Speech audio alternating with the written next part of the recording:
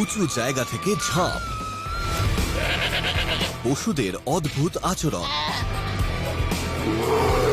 এক শক্তিশালী প্রাণীর অনেকের সাথে লড়াই, আর ছিচকে চোরেদের হার না মানা। এরা হলো বিশ্বের সব থেকে হিংস্র পশু যারা জীবনে ঝুঁকি নিতে ভালোবাসে। সাথে বিপজ্জনক পরিস্থিতিগুলো আরো বেশি ভয়ানক হয়ে ওঠে যখন আমরা দেখব আমাদের ভয়ঙ্কর ফ্রিজ ফ্রেম অ্যানিমালস গন ওয়াইল্ডে।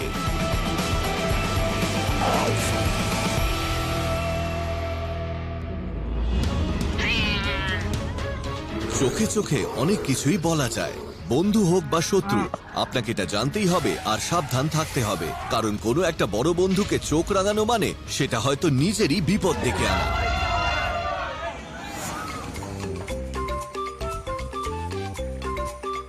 মানাপুলস ন্যাশনাল পার্ক, জিম্বাবুয়ে।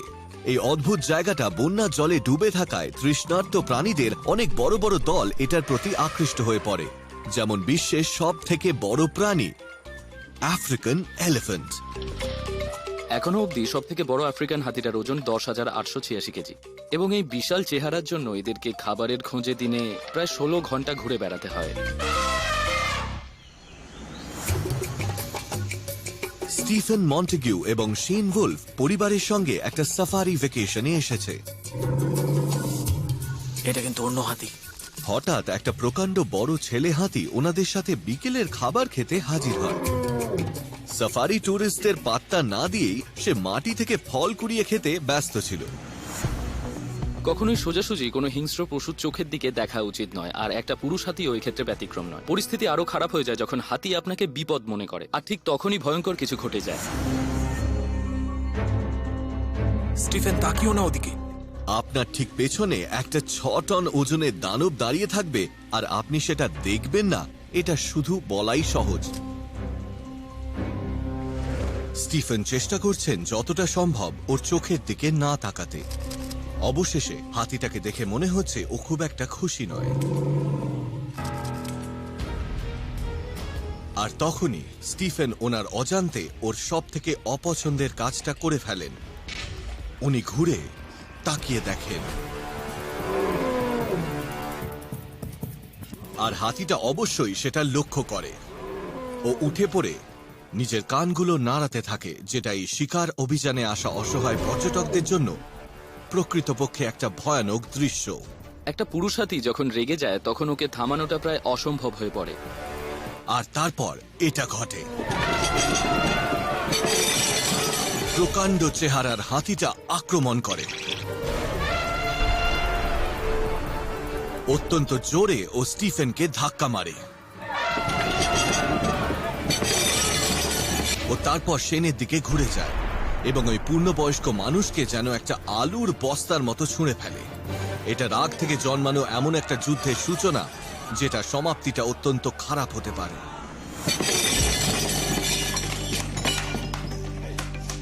ও মনে হচ্ছে খেপে গেছে।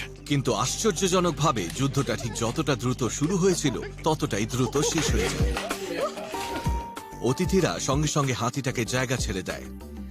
প্রকাণ্ড পশুটা শান্ত হয় এবং আস্তে আস্তে ঘুরে চলে যায়। দেখো কে ও কি চলে যাচ্ছে? এই বড় প্রাণীটা নিজের রাগের কারণটা স্পষ্টভাবে বোঝাতে পেরেছে। যদি আপনাকে ওর রাজত্বে আসতে হয় তাহলে নিজের নজরটার উপর নিয়ন্ত্রণ রাখতে হবে।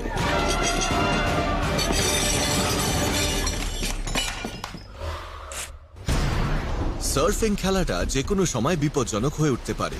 আপনি কখনো জানতেও পারেন না আপনার ঠিক নিচে জলের মধ্যে কোন জিনিসটা লুকিয়ে আছে, আর পরের ঢেউটা না ধরতে পারলে ওটা বিপজ্জনকও হতে পারে। মধ্য ক্যালিফোর্নিয়ায় ওশিয়ানো বিচ। হাজার হাজার পর্যটক এই অপূর্ব সুন্দর সমুদ্রের পাড়টা পছন্দ করে এবং এই জায়গাটার নিয়মিত অতিথি হল অন্যতম গ্রেট হোয়াইট শার্ক। ক্যালিফোর্নিয়া কোস্টের জল কিন্তু গ্রেট হোয়াইট শার্কদের জন্য খুব ভালো জায়গা, কারণ ওখানে প্রচুর সিল মাছ থাকে। তাই আপনি যদি কখনো গ্রেট হোয়াইটদের টেরিটরিতে থাকেন আপনার সাবধান হওয়া উচিত। ডাস্টিন ম্যাকাসলিন ওশিয়ানো বিচে ওনার সদ্য কেনা ড্রোনটা নিয়ে ঘুরতে এসেছেন। চলো উড়িয়ে দেখি। এই প্রাচীন সমুদ্রের উপরে এটা ওড়ানোর সময় উনি চাইছেন স্থানীয় সার্ফারদের জলের মধ্যে ঘুরে বেড়ানোর কিছু অসাধারণ ছবি তুলতে। কিন্তু সার্ফাররা এখানে একা নয়, এখানে জলের মধ্যে অন্য কিছু আছে, আবছা আকৃতির একটা কালো ছায়া। শার্ক দেখার পরে প্রথম রিয়াকশন অনেকটা এইরকম, ওয়াও আমি শার্ক দেখেছি। আর আমার তার পরের রিয়াকশন, ও ভগবান আমি শার্ক দেখেছি। আর আমি শার্কটা দেখার পরে যতই ওর কাছে যাচ্ছি মনে হচ্ছে এটা একদম ভালো এক্সপিরিয়েন্স না, কিন্তু তারপরে মনে হলো এটা ভালো এক্সপিরিয়েন্স। গ্রেট হোয়াইটরা খুবই ভয়ঙ্কর হাঙর। প্রতি বছর হাঙরের কামড়ের মৃত্যুর মধ্যে 1/3 জন্য এরা দায়ী। সত্যি কথা বলতে ওরা মানুষ খেতে চায় না, ওরা যেটা খেতে পছন্দ করে সেটা হলো পিনিপেড। এগুলো হলো সিল আর সি লায়ন। দুর্ভাগ্যবশত যখন সার্ফাররা জলের উপরে ঢেউয়ের জন্য অপেক্ষা করে তখন হাঙরগুলো মানুষদেরকে সিল ভেবে ভুল করে, আর তখনই মানুষরা হাঙরের শিকার হয়ে যায়। বিপদটা সম্বন্ধে কোনো ধারণা না থাকা সার্ফারটার কাছে এখনো একটা সুযোগ আছে দ্রুত পালানোর, যদিও কোনো ঢেউয়ের আশ্রয় নেই। সার্ফারটার প্রথম চেষ্টাটা বিফলে যায়। হাঙরটা লুকিয়ে লুকিয়ে আরো কাছে আসতে থাকে। আমি যতক্ষণ জলের মধ্যে ছিলাম আমার চারিপাশে শার্ক ছিল, সেই সময় নিজেকে মনে হচ্ছিল হেল্পলেস। দ্বিতীয় ঢেউটা যথেষ্ট বড় নয় এবং সিচুয়েশনটা আরো ভয়ানক হয়ে যায়। ডাস্টিন ভেবে ভয় পায় সম্ভবত ওকে উপর থেকে একটা গ্রেট হোয়াইটের আক্রমণ দেখতে হবে। ও মাই গড, এটা একদম ভালো হচ্ছে না। তখনই একটা তৃতীয় ঢেউ আসে, কিন্তু সবথেকে বড় প্রশ্নটা হলো সার্ফারটা কি ওটাকে সময়ের মধ্যে কাজে লাগাতে পারবে? সৌভাগ্যবশত সার্ফারটা ঢেউটাকে কাজে লাগাতে পারে, কিন্তু ওর কোনো ধারণাই নেই এই জিনিসটা কতটা গুরুত্বপূর্ণ ছিল। যখনই ও শার্কটার একেবারে কাছে চলে আসছিল তখনই একটা ঢেউ আসে আর ও সার্ফ করে ওখান থেকে বেরিয়ে যায়। আমিও হাঁপ ছেড়ে বাঁচলাম তখন। সার্ফারটার কাছে দিনটা ভালোই ছিল, আর ডাস্টিনের কাছে এটা টেপে প্রায় রেকর্ড করে ফেলা এমন একটা হাঙরের আক্রমণ যেটা জীবনে একবারই দেখা যায়।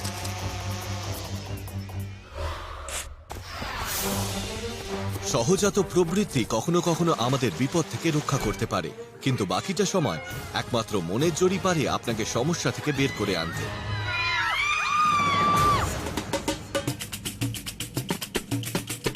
Rio day Janeiro, Brazil. সংস্কৃতিতে ভরপুর এই প্রগতিশীল শহরটার প্রতিটা কোণে কোণে বিস্ময় ছড়িয়ে আছে। এটা সব থেকে কৌতূহলী ও দুঃসাহসিক পর্যটকদের কাছে স্বপ্নের ঠিকানা, ঠিক যেমনটা এই স্থানীয় বিড়ালদের কাছেও। বিড়ালরা কোথাও আটকে থাকা পছন্দ করে না, এরা স্বভাবত শিকারী হয়।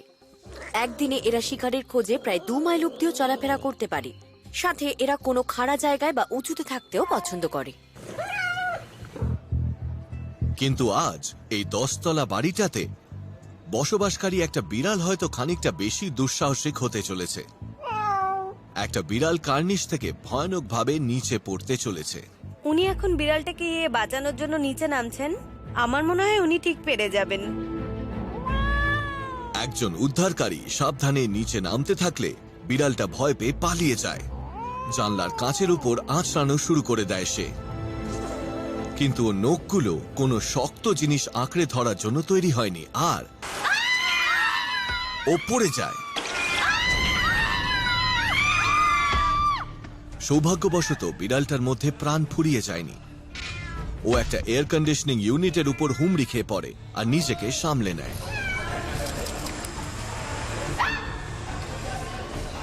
উদ্ধারকারী ধীরে ধীরে আবার এগিয়ে আসেন। উনি আশা করেন বিড়ালটা শেষমেশ এক জায়গায় দাঁড়িয়ে থাকবে আর উনি ওকে উদ্ধার করতে পারবেন। কিন্তু ভীতু বিড়ালটাকে দেখে যখনই মনে হয় ওকে উদ্ধার করা গেছে, তখনই আবার একটা ভয়ঙ্কর ঘটনা ঘটে। উদ্ধারকারীর হাত থেকে পালানোর জন্য বিড়ালটা ওর হাতের মধ্যে লাফিয়ে ওঠে। ভদ্রলোক মরিয়া হয়ে ওনার পা দিয়ে বিড়ালটাকে ধরতে চাইলেও তাকে ধরে রাখা গেল না। উন্মাদ বিড়ালটা 5 তলা উঁচু থেকে নিচে পড়ে গেল। এইরকম উচ্চতা থেকে 4 পায়ের উপর ভর দিয়ে পড়াটাও একটা মৃত্যুদণ্ড। যে কোনো বিড়ালের পড়ে যাওয়া নিয়ে সবথেকে বড় বিশ্বাসটা হলো এদের প্রতিবর্ত ক্রিয়া এদেরকে নিশ্চিতভাবে বাঁচিয়ে দেয়। মাঝ উচ্চতায় ঘুরতে পারায় এদের বেঁচে থাকার সম্ভাবনাটা বেড়ে যায়, কিন্তু এতে কোনো নিশ্চয়তা থাকে না। যদিও ভাগ্যবশত উদ্ধারকারীরা পড়তে থাকা বিড়ালটাকে একটা কাপড়ের মধ্যে লুপতে পেরেছে, আর পড়ার সময় নরম জায়গা পেয়ে বিড়ালটাও সহজে কোনো রকম আঘাত থেকে রক্ষা পেয়েছে। ওটা লাফিয়ে মাটিতে নামে আর দৌড়ে পালিয়ে যায়। এটা এমন একটা অবিশ্বাস্য পড়া ছিল যেটার জন্য বহু প্রাচীন একটা কথা পুনরায় প্রমাণিত হয়। বিড়ালদের 9টা জীবন আছে, কিন্তু সম্ভবত এটার কাছে বাকি আছে আর মাত্র 2টো। আগামী পশুদের থেকে দেখুন হিংস্র মারামারি আর ভয়ানক লড়াইগুলো ঠিক কেমন হয়। এই প্রকাণ্ড দানব দুটোকে আপনার বাড়ির সামনে লড়তে দেখা মানে আপনি নিঃসন্দেহে শতাব্দীর সেরা লড়াইটা রিংয়ের একদম কাছ থেকে দেখছেন। Suburban Alaska. এখানকার রাস্তাঘাটগুলো হয়তো আপনার আর 5টা আমেরিকার শহরের মতোই লাগবে, যদি না এই অতিকায় মূর্তিমানটা আপনার বাড়িতে ইচ্ছে মতো ঢুকে পড়ে। দি আলাস্কান মুস। বর্ষার শুরুতে পুরুষ মুজরা উচ্চভূমি থেকে নিচে নামতে থাকে ভালোবাসার সঙ্গী খুঁজতে। এই ভালোবাসাপূর্ণ আচরণটাকে রাটিং বলা হয় এবং এটা পুরুষ মুজদের অত্যন্ত আক্রমণাত্মকও বানাতে পারে। এখন শরতে শুরু, রাটিং সিজনের সেরা সময়। দুটো মুস এখন একটা বাড়ির সামনে ঠিক মাঝ রাস্তায় লড়াইয়ে ব্যস্ত। দেখে মনে হচ্ছে এটা পুরো 12টা রাউন্ড অবধি চলবে। রাটিং এর আচরণটা অনেকটা কুস্তি করার মতো। এখানে উদ্দেশ্যটা হলো নিজের শারীরিক ক্ষমতা প্রমাণ করার জন্য অপর মুসকে ঠেলে দূরে সরানো। কোনো প্রতিদ্বন্দ্বী হারতে চাইছে না, আর না আছে এদের লড়াইয়ের সীমানা। এই পুরুষ মুসগুলোর শারীরিক শক্তি সত্যি অসামান্য, এমনকি কখনো কখনো এদের লড়াইগুলো ঘন্টার পর ঘন্টাও চলতে থাকে।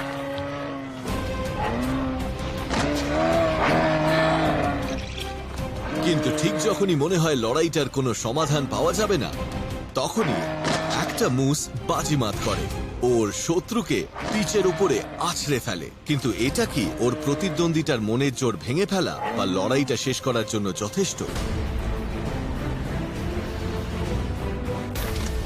অ্যামেজিংলি এটা নক আউট না হলেও পড়ে যাওয়া মুসটা আর পাল্টা লড়াই চালাতে পারে না। অন্য মুসটা ওকে খুব সহজে ধাক্কা দিলে ও পালিয়ে রক্ষা পায়। বিজয়ী পশুটার জন্য ও প্রতি মুহূর্তে বিদ্রূপ অনুভব করবে। দেখে মনে হচ্ছে ও জিতে গেছে।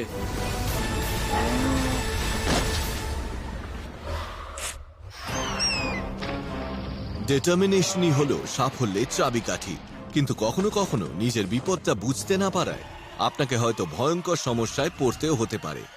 ও মাই গড! উইম্বারলি, টেক্সাস। এখানকার হিউমিড সাবট্রপিক্যাল ক্লাইমেট সৃষ্টি করেছে সবুজ জঙ্গলে, যেটা অত্যন্ত বাদামপ্রিয় বিশেষ একটা প্রাণীর জন্য আদর্শ বাসস্থান, আর সেটা হলো স্কুয়ারেল বা কাঠবিড়ালি। কাঠবিড়ালি অত্যন্ত পেটুক হয়। এরা এদের ছোট ছোট হাতের সামনে যা পায় তাই খায়। বাদাম, ওক ফল, পোকামাকড় বা আপনার বাড়ির সামনে আপনার সদ্য লাগানো সুন্দর চারা গাছটা। একটা কুয়াশাচ্ছন্ন সকালে একটা বুদ্ধিমান কাঠবিড়ালি মনস্থির করেছে ও যে কোনো মূল্যে দানা ভরা একটা বার্ড ফিডারে পৌঁছবেই। কিন্তু ঘটনাস্থলে ওর দুজন প্রতিদ্বন্দ্বী পৌঁছে যাওয়ায় এই ক্ষুদে চোরটার সামনে একটা বড় বাধা এসে পড়ে। এই বার্ড ফিডারটা ঘুরতে শুরু করে। ও মাই গড! ফিডারটা এত দ্রুত ঘুরছে যে কাঠবিড়ালিটা ওটার সঙ্গেই ঘুরতে থাকছে, কিন্তু এই স্কোয়ারেলটা একেবারেই এটা ছাড়তে ইচ্ছুক নয়। ও মনে করছে একবার এই ঘূর্ণিটা কাটিয়ে উঠতে পারলে ওর খাবার পাওয়াটা কিন্তু আজকে একেবারে নিশ্চিত। মানুষের দুটো চোখ মাথার সামনের দিকে থাকলেও কাঠবিড়ালির চোখ দুটো থাকে মাথার দুদিকে। এদের দৃষ্টিটা প্রশস্ত হওয়ার ফলে এরা অনেক বেশি পরিমাণে তথ্য জানতে পারে। তাই এই ছোট্ট বেচারা প্রাণীটা ঘুরতে ঘুরতে হয়তো বেশ ক্লান্ত হয়ে পড়েছে। দেখো কি করছে, দেখো দেখো। আর তখনই কাঠবিড়ালিটার একটা হাত ফসকে যায়। ওর ছোট ছোট হাতগুলো অত্যন্ত মরিয়া হয়ে প্রাণ বাঁচাতে চাইলেও এখন মনে হচ্ছে ওর সমস্ত পরিশ্রমটাই বিফলে যাবে। ও দেখো দেখো ওকে দেখো। নিঃসন্দেহে এটা নিয়ন্ত্রণের বাইরে। 1 ঘন্টা অবিরাম ঘোরার পরে এই দৃঢ় প্রতিজ্ঞ ডাকাবুকোটা বার্ড ফিডার থেকে নিচে পড়ে যায়, আর তারপর সে দৌড়ে পালিয়ে যায়। ও প্রাণীটা হয়তো এইবারের মতো হেরে গেছে, কিন্তু ও আবার ওখানে ফিরে আসবে, কারণ যদি আপনি সত্যি সফল হতে চান তাহলে হাল ছেড়ো না বন্ধু। এই ওকে দেখো। এরপর দেখুন আরো অনেক দুঃসাহসিক পশুদের। দেখুন কিভাবে ভয়ডরহীন একটা ভবঘুরে খাবারের জন্য গোটা একটা দলের সাথে লড়াই করে। অত্যন্ত রোমাঞ্চপ্রিয় প্রাণীদের থেকে শুরু করে নিয়ন্ত্রণহীন প্রতিদ্বন্দ্বী।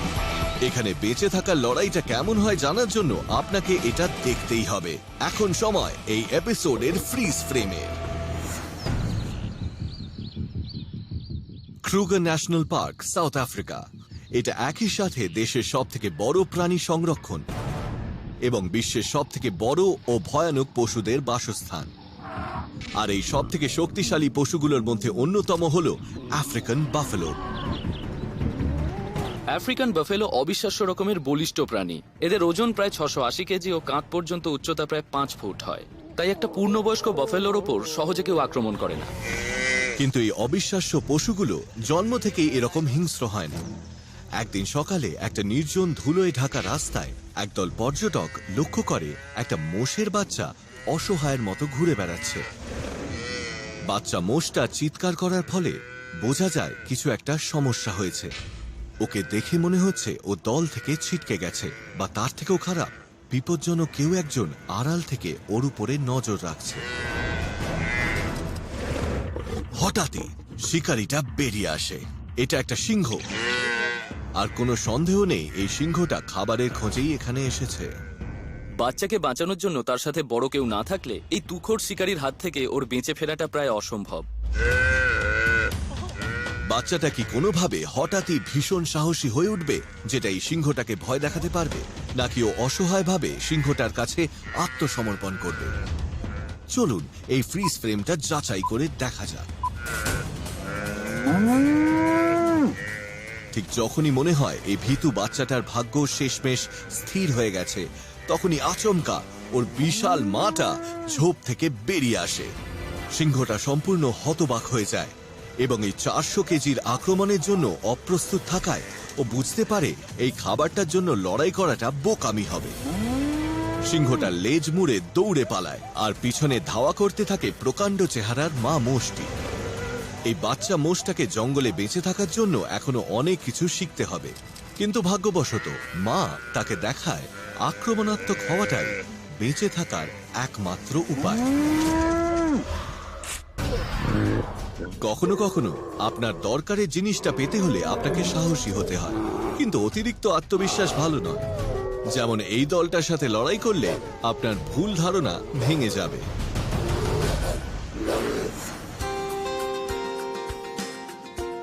Denali national park, Alaska.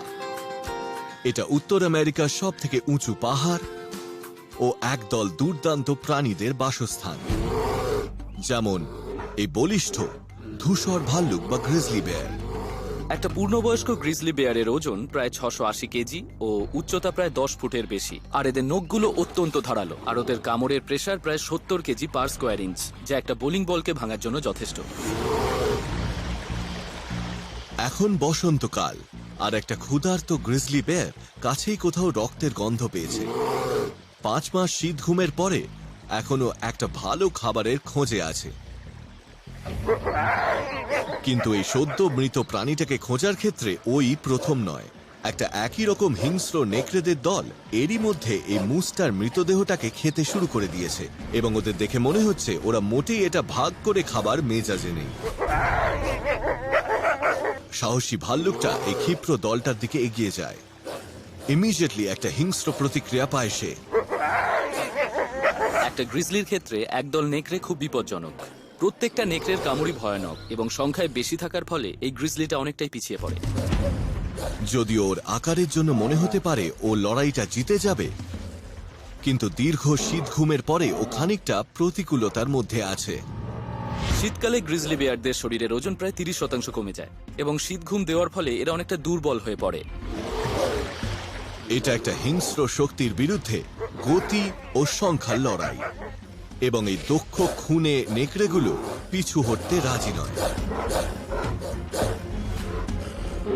অবশেষে নেকড়েদের একত্রিত লড়াইটা সামলানো মুশকিল হয়ে পড়ে আর হিংস্র ভাল্লুকটা পিছিয়ে যায়। কিন্তু এটা এখনো শেষ হয়নি। এই সাহসী ধূসর ভাল্লুকটা এতটাই ক্ষুধার্ত যে ও হাল ছাড়ছে না। ও খাবারটার জন্য একবার শেষবারের মতো প্রাণপণ চেষ্টা চালায়, আর আরো একটা ভয়ানক লড়াইয়ের পরে ওটা কাজে দেয়। হিংস্র দলটাকে অবশেষে পিছু হটতে হয়। এটা ধৈর্যের এমন একটা অবিশ্বাস্য নিদর্শন যেটার জন্য ও দলটা থেকে সম্মান ও খাবারটা খাওয়ার অনুমতি পেয়েছে। এখন সময় এই এপিসোডের আই স ইটের, আর তাই আমাদের দর্শকদের মধ্যে থেকে একজন তার ক্যামেরাটা নিচের দিকে ঘুরিয়ে নেবে। বিশ্বের সব থেকে বড় শিকারীদের অসাধারণ ক্ষমতাগুলো কাছ থেকে দেখাটা অত্যন্ত বিপজ্জনক হতে পারে, কিন্তু যখন সেই বিপদটাই আপনার দিকে এগিয়ে আসে তখন একটা সাধারণ ভয়ের পরিস্থিতিও আতঙ্কের সৃষ্টি করতে পারে। ও মাই গড, ও মাই গড! স্যান হুয়ান আইল্যান্ডস, ওয়াশিংটন। কাঁচের মতো স্বচ্ছ পিউজেট সাউন্ডে ঘেরা এই শান্ত জায়গাটা স্যামন, সি লায়ন আর সিলে ভর্তি। কিন্তু সমুদ্রে যে প্রাণীটাকে নিয়ে চাহিদা সব থেকে বেশি সেটা হলো অর্কা, যার আরো একটা নাম শিকারী তিমি। কিলার ওয়েলগুলো ভীষণ বড় হয়। এরা স্যান হুয়ান আইল্যান্ডের সব থেকে বড় প্রাণী। এই প্রাণীটা প্রায় 25 ফুট বড় হয় আর ওজন হয় প্রায় 5,500 কিলো। রস হারবারে এখন সকালটা বেশ শান্ত। মিশেল ফাইস ও একজন স্থানীয় গাইড কায়াকে চেপে বেরিয়ে পড়েছেন। ওনাদের আশা একটা এই অবিশ্বাস্য শিকারীকে দেখতে পাওয়া। আমরা একটা কায়াক নিয়ে বেরিয়েছিলাম, তখন ধরুন 30 মিনিট হয়েছে। ও মাই গড, ওরা কিন্তু আমাদের ঘিরে ধরেছে। আর আমরা শিওর ছিলাম যে একটা রয়েছে প্রায় 90 মিটার দূরে, আর তারপরে অন্যদিকে দেখলাম ওখানেও আর একটা রয়েছে, আর তারপর একটার পর একটা ধীরে ধীরে আমাদের চারিদিক থেকে ঘিরে ধরে। ওই দেখো আসছে। এটাই সেই সময় যখন আতঙ্ক আপনাকে গিলে ফেলে। প্রাণীগুলো এগোনো শুরু করে সোজাসুজি মিশেলের কায়াকের দিকে। আমি বেশ ভয় পেয়ে গেছিলাম। আমরা একটা ছোট্ট কায়াকে রয়েছি পুরো সমুদ্রের মাঝখানে। আমার কিন্তু ভয় করছে, দেখো আমি কাঁপছি। আমি বেশ নার্ভাস ছিলাম, ওগুলো খুব বড় ছিল আর চারিদিকে ছিল। আমার কোনো আইডিয়া ছিল না কি হতে চলেছে। অর্কারা দারুণ শিকারী হয় আর সে সঙ্গে ভীষণ চালাক। অর্কারা নিজেদের শিকারকে বোকা বানাতে পারে, সেটা সিলি হোক বা অন্য কিছু। যদি কিলার ওয়েলরা কায়াকারদেরকে চিনতে পারে তাহলে বুঝবে এরা মানুষ, এরা কোনো খাবার নয়।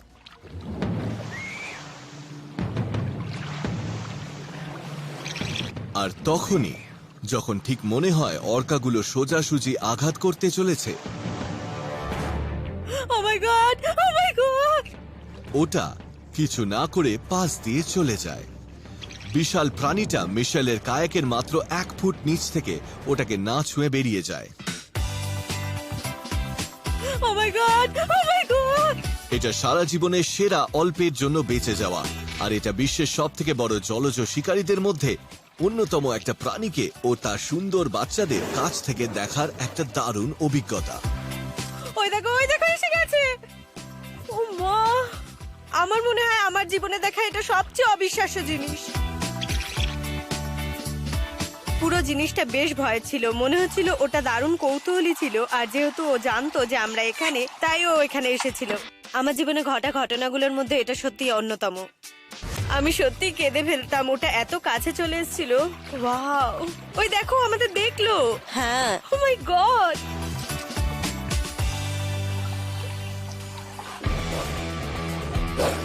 দুর্ধর্ষ প্রতিদ্বন্দ্বী ও অক্লান্ত শত্রুরা বিষয়টাকে আরো ভয়ানক করে তোলে এই এপিসোডের কুইজ গন ওয়াইল্ডে। তাহলে এমন কোন প্রাণী আছে যে ওর আকারের অন্য প্রাণীদের থেকে 10 গুণ বেশি সাপের বিষ সহ্য করতে পারে? এটা কি প্রায় অদৃশ্য শেয়াল, অত্যন্ত স্থিতিশীল স্কাঙ্ক, দুর্দান্ত ক্ষিপ্র বাঘ, নাকি অবিশ্বাস্য রকমের বিষরোধক ব্যাঙ? হয়তো আপনি আর কখনোই এই প্রাণীগুলোকে আর একই রকম ভাবে দেখবেন না। এই দলের মধ্যে সব থেকে ভালো বিষ প্রতিরোধী প্রাণীটা হলো স্কাঙ্ক। স্কাঙ্কদের ব্যাপারে যে জিনিসগুলো সব থেকে কম জানা যায় তাদের মধ্যে একটা হলো ওরা সাপের বিষ প্রতিরোধে ওস্তাদ। এটা ওদের জন্য একটা কার্যকরী অভিযোজন, যেহেতু স্কাঙ্ক আর সাপেরা একই বাসায় থাকে। এমনকি স্কাঙ্করা সাপদের এতই কম ভয় পায় যে ওরা ওদের খেতেও পারে।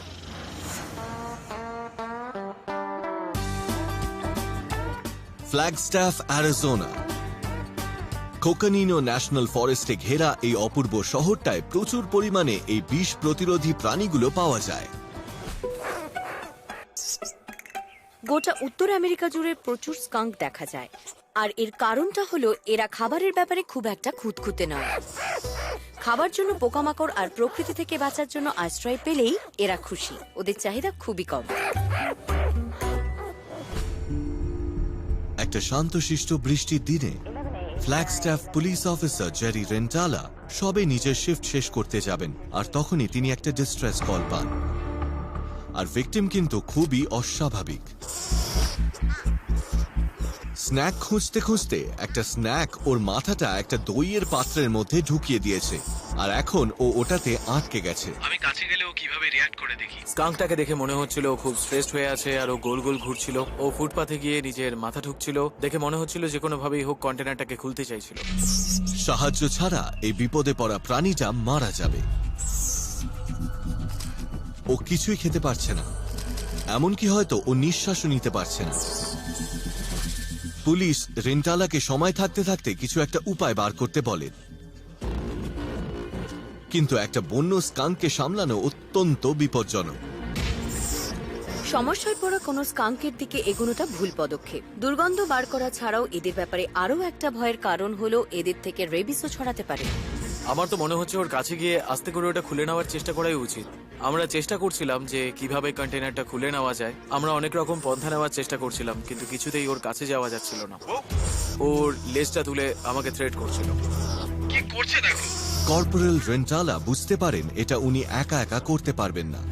উনি সাহায্যের জন্য ফোন করেন, আর এখন ওনাদের তাড়াহুড়ো করতে হবে। আমরা জানতাম না যে কন্টেনারটা কতক্ষণ ধরে ওর মাথাতে আটকে আছে, তাই আমাদের উদ্দেশ্য ছিল যত তাড়াতাড়ি সম্ভব প্রাণীটাকে সাহায্য করা।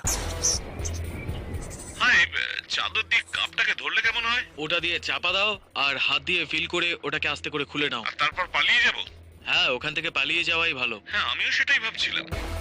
নিজেদের রক্ষা করার জন্য অফিসারেরা একটা চাদরকে বর্ম হিসেবে ব্যবহার করে। কোনো স্কাঙ্ক আমাকে স্প্রে করেনি, আর আমি সেটা চাইবও না। ওনারা জানেন যা করার এখনই করতে হবে। ওনারা স্কাঙ্কটার উপরে চাদর দেওয়ার জন্য সাবধানে কাছে আসেন। চাদরটা দেওয়ার পরে কেউই বুঝতে পারে না রাগী প্রাণীটা পাল্টা আক্রমণ করবে কিনা। এটা একেবারে ডু অর ডাই মুহূর্ত। ধর ধর ধর ধর ধর, পালিয়ে যেন না যায়। ভাগ্যবশত দুর্গন্ধযুক্ত প্রাণীটা আত্মরক্ষার কৌশলটাকে আর প্রয়োজনীয় মনে করছে না, তাই কামড়ানোর বদলে এটা শান্ত হয়ে থাকে। আমি ওটাকে সামলে নিয়ে নিচটা ধরেছিলাম। ধর ধর। আর আমি কন্টেনারটা চেপে ধরতেই ও ছটফট করে নিজের মাথাটা টেনে তার থেকে বার করে নেয়। ফাইনালি স্কাঙ্কটা দৌড়ে পালায়, সেফ অ্যান্ড সাউন্ড। পালিয়ে যাও এখান থেকে। ভাগ্যবশত দুজন সাহসী মানুষ ওর দুর্নাম সত্ত্বেও সাহায্যের জন্য এগিয়ে এসেছিল।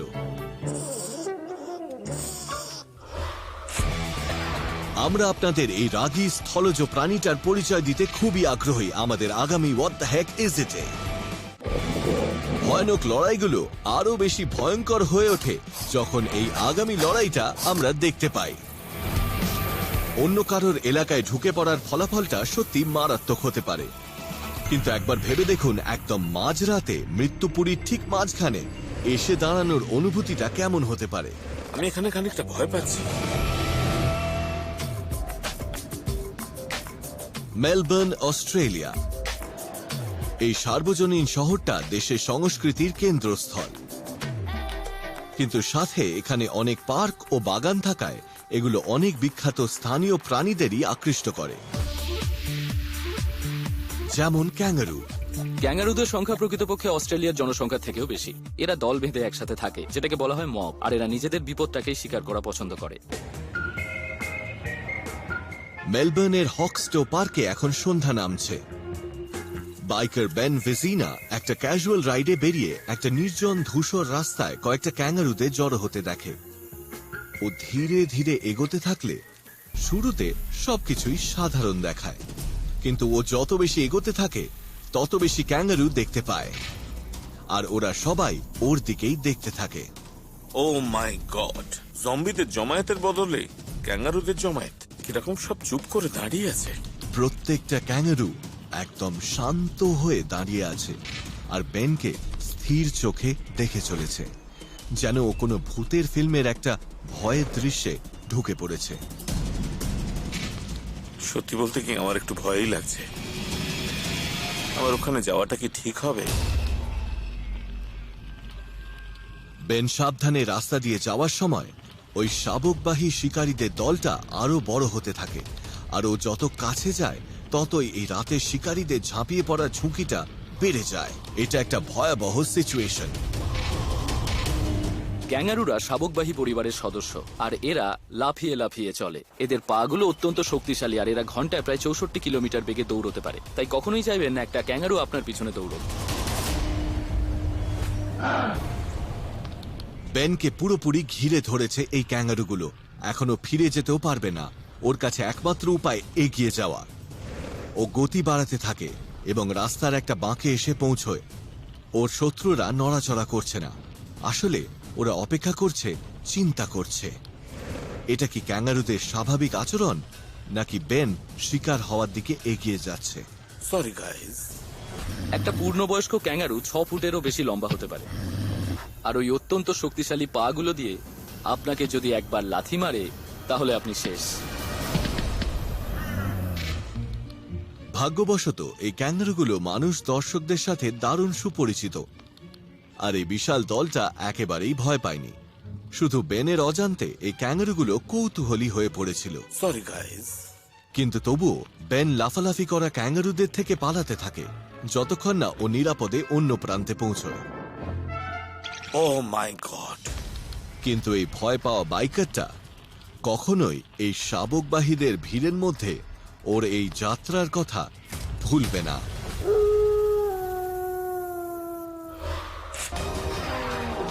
স্বীকার করা যাক, আকার একটা গুরুত্বপূর্ণ ব্যাপার, কিন্তু আকারে বড় হওয়া মানেই লড়াইতে জেতা নয়।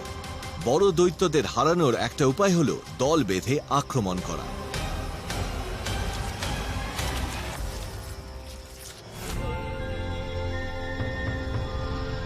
Angkor Tom, Cambodia. খমের সাম্রাজ্যের এই প্রাচীন ধ্বংসাবশেষগুলো ঘন জঙ্গল দিয়ে ঘেরা। এটা এমন একটা ঘন জঙ্গল যেটা বন্য পশু ও পোকামাকড়ে ভর্তি, যেমন লেপ্টোজেনিস। এটা দক্ষিণ পূর্ব এশিয়ার নীল পিঁপড়ে। পিঁপড়েরা সত্যি দুর্দান্ত ইনসেক্ট। এরা সোশ্যাল, কোঅপারেটিভ। এরা একে অন্যের সঙ্গে কমিউনিকেট করে ফেরোমন নামের একটা কেমিক্যালের সাহায্যে। এগুলো আসলে সেন্টেড মেসেজেস। এটার সাহায্যে ওরা অনেক বড় গ্রুপের সঙ্গে কমিউনিকেট করতে পারে, আর এটাই ওদের সাফল্যের চাবিকাঠি। ধ্বংসাবশেষের কাছে একটা সাধারণ দিনে একদল নীল পিঁপড়ে শিকারে বেরিয়েছে। ওরা ওদের মহল্লার জন্য খাবার খুঁজছে, কিন্তু ওরা যেটা খুঁজে পেয়েছে সেটা একই সাথে সুস্বাদু ও ভয়ঙ্কর। এটা একটা বড় মিলিপিড, যেটা 6 ইঞ্চি লম্বা হতে পারে, আর ছোট ছোট পিঁপড়েগুলোর থেকে 1000 গুণ ভারী। শত্রুদের আসার অনুমান পেয়ে এই বিশাল প্রাণীটা নিজের শক্ত খোলসটা দিয়ে একটা প্রায় অভেদ্য বর্ম বানিয়ে নিয়েছে। মিলিপিডরা শিকারীদের হাত থেকে বাঁচার জন্য দারুণ একটা পদ্ধতি ব্যবহার করে।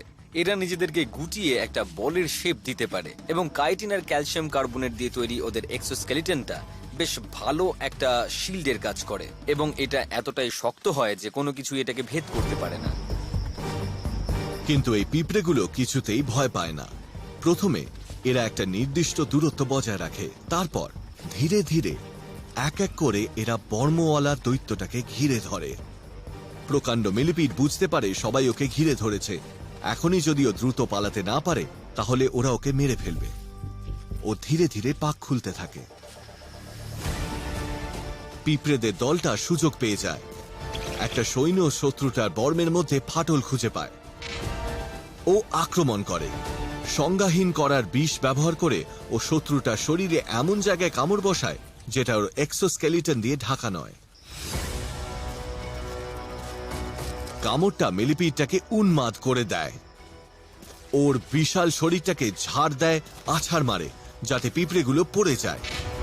এটা একটা সর্বস্ব দিয়ে লড়াইয়ের মতো, কিন্তু আক্রমণাত্মক পিঁপড়েগুলো হাল ছাড়ে না। ওরা আশা করে নিজেরা পিষে না গিয়ে ওদের দৈত্যাকার শত্রুটাকে মেরে ফেলতে পারবে। কিন্তু এখানে পিঁপড়েদের সংখ্যা লড়াই করার জন্য অতিরিক্ত। ওরা ধীরে ধীরে জিততে থাকে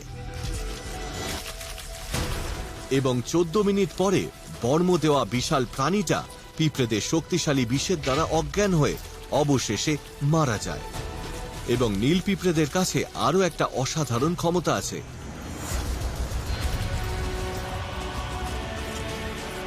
ওদের বিশাল আকারের শিকারটাকে বাসায় নিয়ে যাওয়ার জন্য ওরা নিজেদের শরীর দিয়ে একটা চেন তৈরি করে।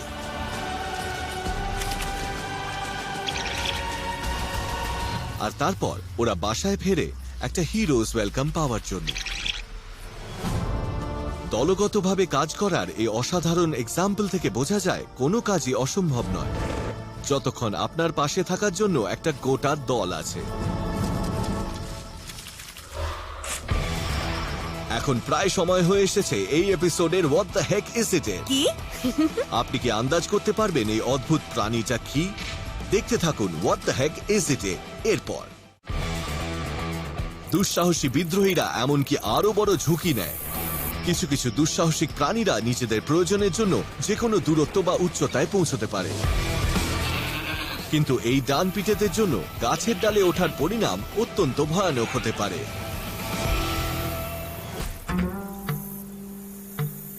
দক্ষিণ পশ্চিম মরক্কোর সুস ভ্যালি, এটা একটা শুষ্ক উপত্যকা যেখানে খাবার ও জল পাওয়া দুষ্কর, এবং এখানে কেবল সবথেকে সাহসীরাই বেঁচে থাকতে পারে,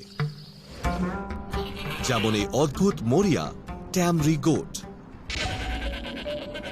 পাহাড়ি ছাগলগুলো ওদের অত্যন্ত দক্ষ শারীরিক ক্ষমতার যথাযথ সম্মান পায় না।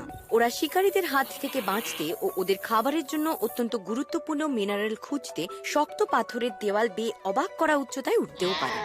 এমনকি ওরা ছোট ছোট জায়গাতেও নিজেদের ভারসাম্য বজায় রাখতে পারে।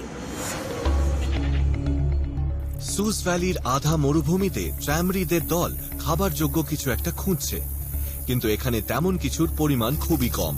এখানে যে সমস্ত গাছ জন্মায় তাদের মধ্যে অন্যতম হল গ্রন্থি ও কাঁটাযুক্ত আর্গন গাছ, আর ট্যামরিরা এদের ছোট ছোট ফলের গ্রন্থিগুলো ছাড়া বাঁচতে পারবে না। কিন্তু এই সুন্দর খাবারগুলো অবধি পৌঁছানোর জন্য এই ছাগলগুলো একটা অত্যন্ত বিপজ্জনক ও অদ্ভুত কাজ করে। এরা নিজেদের খুরের উপর ভর করে গাছে ওঠে আর পাথুরে জমি থেকে প্রায় 30 ফুট উঁচুতেও নিজেদের ভারসাম্য বজায় রাখে। আর্গন ছাগলদের ওদের পাহাড়ি ছাগল ভাইদের মতো একই জিমন্যাস্টিক দক্ষতা আছে, যেটা একটা খুব ভালো দিক, কারণ এই আর্গন ফলটা ছাগলদের খাবারের 90% জুড়ে থাকে।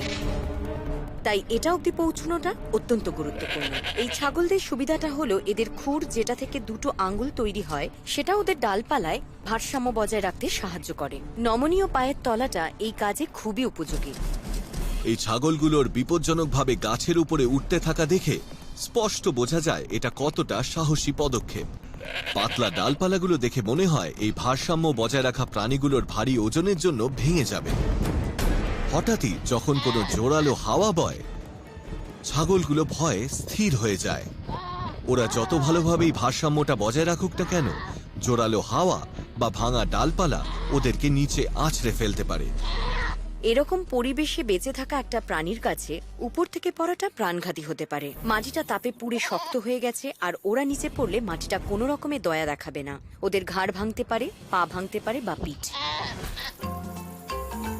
কিন্তু এখানে কোনো বিপদ ঘটে না। আসলে এই নিশ্চিত বিপদগুলো থাকা সত্ত্বেও এই অসাধারণ গাছে ওঠার দক্ষতা ওরা কয়েক শতাব্দী ধরে আয়ত্ত করেছে। এটা ওদের কাছে সহজাত। এমনকি কিছু কিছু ছাগল নিচে ঝুলে থাকা ফল খেতে আগ্রহী নয়। এখন অবশেষে সময় হয়েছে এই এপিসোডে সব থেকে আগ্রহজনক প্রশ্নটার উত্তর দেওয়ার। হোয়াট দ্য হেক ইজ ইট? আরো একবার ভালোভাবে দেখুন আর খুঁটিয়ে ভাবুন, এই ভয়ঙ্কর মাংসালো প্রাণীটা কি? নিজেকে সামলে রাখুন, কারণ এটা হয়তো আপনার মাথা ঘুরিয়ে দেবে। উত্তর আমেরিকা। আটলান্টিকের উপকূলে জলাজমিগুলোতে জলজ কীটপতঙ্গ, মলাস্ক, ক্রাস্টেশন আর আরো একটি প্রাণী থাকে যে জলে ভেজা জায়গা থেকে খাবার খুঁজতে বিশেষজ্ঞ। দুটো ফোলা ফোলা গোলাপি আঙুলের মতো সুরে ঘেরা রক্তযুক্ত এই অতি সতর্ক গোপন প্রাণীটা এর শিকারকে অর্ধেক সেকেন্ডের মধ্যে ধরতে পারে। এখন প্রশ্নটা হলো, এই অদ্ভুত দেখতে শিকারীটার আসলে নাম কি? আলাপ করিয়ে দিই স্টার নোজড মোলের সাথে। স্টার নোজড মোল কিন্তু শুধুমাত্র উইয়ার্ড লুকিং অ্যানিমাল নয়, সেই সঙ্গে এরা কিন্তু খুবই সেন্সিটিভ অ্যানিমাল। এর শরীরে প্রায় 2 ডজন আলাদা আলাদা সুর রয়েছে, যেটা সেকেন্ডে প্রায় 12 বার মাটি ছুঁতে পারে। তাই এটা যখনই কোনো কিছু ছোঁয় তার 8 মিলি সেকেন্ডের মধ্যেই এটা বুঝতে পারে যে ওটা কোনো খাবার জিনিস কিনা, আর তারপর সেটা খেয়ে নিতে পারে। এই অত্যন্ত দক্ষ সুরগুলোর জন্য স্টার নোজড মোলটা পৃথিবীর সব থেকে দ্রুত শিকারীর খেতাব পেয়েছে। তাই যখন এই প্রাণীটা আশেপাশে থাকবে, আপনি আপনার খাবারের দিকে নজর রাখবেন, নয়তো আপনি ওটা হারিয়েও ফেলতে পারেন। ঝুঁকিপ্রিয় বিদ্রোহীদের এই এপিসোডটা আজ এতটাই। অদ্ভুত সব বিপর্যয় এবং অনিয়ন্ত্রিত সব বোঝাপড়া দেখলেন এই অ্যানিমালস গন ওয়াইল্ডে।